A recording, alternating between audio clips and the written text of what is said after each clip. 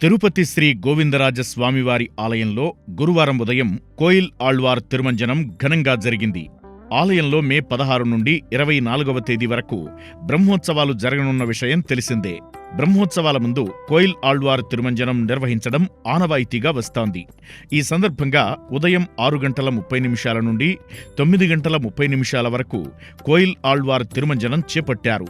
ఇందులో భాగంగా శ్రీ గోవిందరాజ స్వామివారి సన్నిధి, శ్రీ పార్థసారథి స్వామివారి సన్నిధి, శ్రీ ఆండాళ్ అమ్మవారు, శ్రీ కళ్యాణ వెంకటేశ్వర స్వామి, శ్రీ పుండరీకవల్లి ఆలయ ప్రాంగణం, గోడలు, పైకప్పు, పూజా సామాగ్రి తదితర అన్ని వస్తువులను నీటితో శుద్ధి చేసిన అనంతరం నామకోపు, శ్రీచూర్ణం, కస్తూరి పసుపు, పచ్చాకు, గడ్డ కర్పూరం, గంధం పొడి, కుంకుమ, కిచిలీగడ్డ తదితర సుగంధ ద్రవ్యాలు కలగలిపిన పవిత్ర జలాన్ని ఆలయమంతటా ప్రోక్షణం చేశారు.